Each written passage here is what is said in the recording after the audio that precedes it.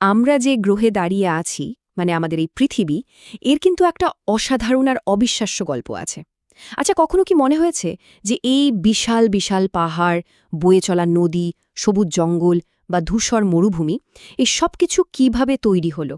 চলুন আজ এই অবিশ্বাস্য যাত্রার একদম শুরু থেকে শেষ পর্যন্ত দেখে নেওয়া যাক। আজ আমরা যে পৃথিবীকে দেখি সেটা বৈচিত্র্যে ভরপুর। কোথাও বিশাল বিশাল পাহাড় যেন আকাশ ছুঁতে চাইছে, আবার কোথাও জীবনদায়ী নদী বয়ে চলেছে, যার তীরে গড়ে উঠেছে সভ্যতা।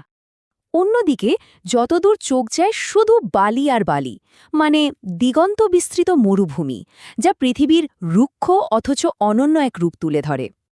আবার কোথাও সবুজে সবুজ, প্রাণের স্পন্দনে ভরা ঘন রেইন ফরেস্ট। কিন্তু প্রশ্নটা হলো, এই যে এত সুন্দর একটা পৃথিবী, এটা কি সবসময় এমনই ছিল? এর জন্মটা ঠিক কিভাবে হলো? আচ্ছা, তাহলে চলুন একদম শুরু থেকে শুরু করা যাক। এমন একটা সময় ফিরে যাই যখন আজকের এই সময় বা মহাকাশ কোনো কিছুরই কোনো অস্তিত্ব ছিল না। সবকিছুর শুরুটা হয়েছিল যাকে আমরা বলি বিগ ব্যাং বা মহাবিস্ফোরণ। ভাবা যায় এই পুরো মহাবিশ্বের সবকিছু, সমস্ত পদার্থ, সমস্ত শক্তি, সবকিছু একটা পরমাণুর চেয়েও ছোট বিন্দুর মধ্যে আটকে ছিল।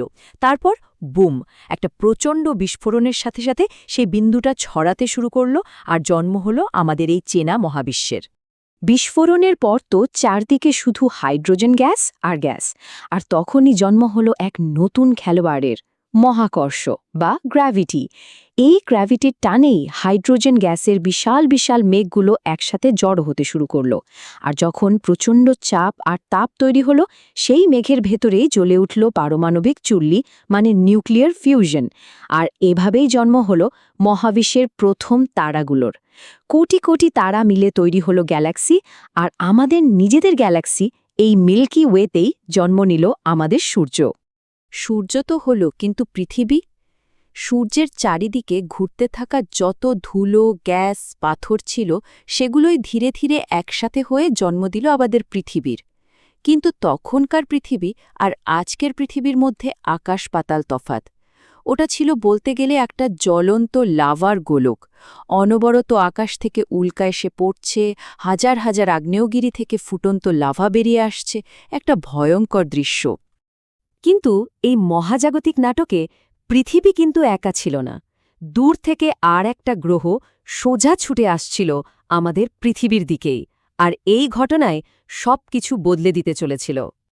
এই গ্রহটার নাম ছিল থিয়া, আকারে প্রায় মঙ্গল গ্রহের সমান, আর ওর গতিপথ ছিল সোজা সুজি পৃথিবীর দিকে। একটা সংঘর্ষ যা আটকানোর কোনো উপায় ছিল না।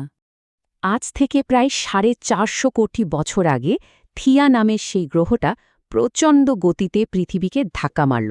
সংঘর্ষটা এতই ভয়াবহ ছিল যে দুটো গ্রহের ওপরের অংশ গলে এমনকি বাষ্প হয়ে মহাকাশে ছড়িয়ে পড়ল। এরপর পৃথিবীর গ্র্যাভিটির টানে সেই ধ্বংসাবশেষগুলো পৃথিবীর চারপাশে একটা রিং বা বলয়ের মতো ঘুরতে শুরু করল। হাজার হাজার বছর ধরে এই ধ্বংসাবশেষগুলোই একসাথে জমে তৈরি হলো আমাদের চাঁদ। তখন চাঁদ কিন্তু পৃথিবীর অনেক কাছে ছিল, এতটাই কাছে যে আকাশ জুড়ে আজকের চেয়ে প্রায় 200 গুণ বড় দেখাত। আর ওই সংঘর্ষের কারণে কিন্তু পৃথিবীটা একটু কাত হয়ে ঘুরতে শুরু করে, যার ফলে আমরা আজই ঋতু পরিবর্তন দেখতে পাই।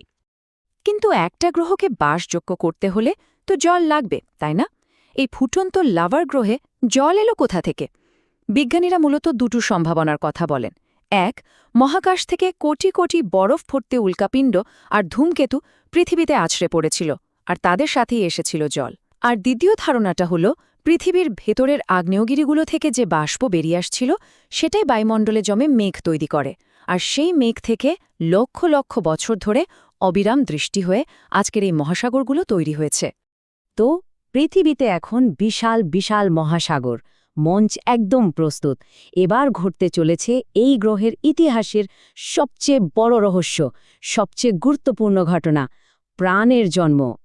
কিন্তু প্রশ্ন হলো, এই প্রাণহীন রাসায়নিকের সাগর থেকে জীবন্ত কোষ তৈরি হলো কিভাবে? এখানেও দুটো বেশ ইন্টারেস্টিং থিওরি আছে।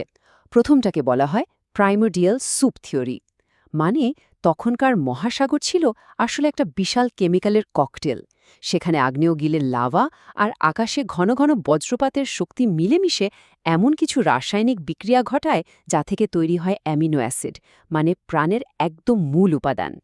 আরেকটা থিওরি তো আরও অবাক করার মতো, প্যানস্পার্মিয়া। এই থিওরি অনুযায়ী প্রাণ আসলে পৃথিবীতে তৈরিই হয়নি, হয়তো পাশের কোনো গ্রহে যেমন মঙ্গল, যেখানে পরিবেশ পৃথিবীর চেয়ে আগে ঠান্ডা হয়েছিল, সেখানে প্রাণের জন্ম হয়েছিল, আর পরে কোনো উল্কাপিণ্ডের মাধ্যমে সেই প্রাণের বীজ পৃথিবীতে এসে পড়েছিল। সমুদ্রের গভীরে যে প্রথম কোষগুলো জন্মালো তারা একটা দারুণ জিনিস শিখে নিল, সালোক সংশ্লেষণ।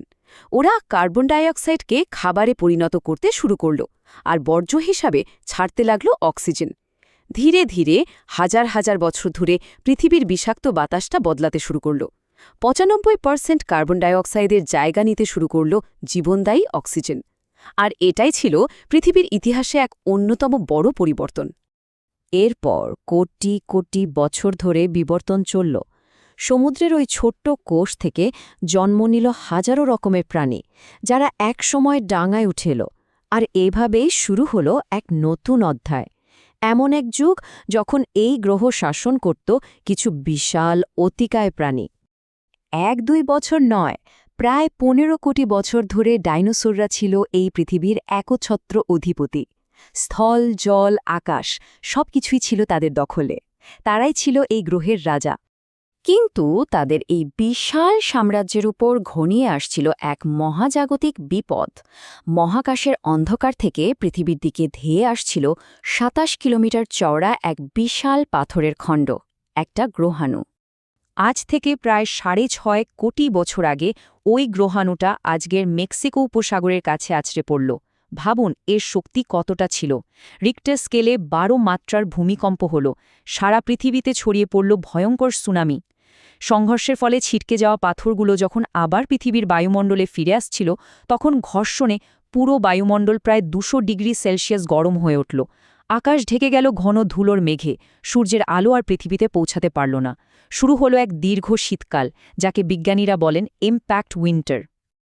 আর এই ভয়ঙ্কর পরিণতির ফল কি হল? পৃথিবীর প্রায় ৭৫% প্রাণী ও উদ্ভিদ প্রজাতি চিরতরে হারিয়ে গেল। ডাইনোসররাও ছিল তাদের মধ্যে।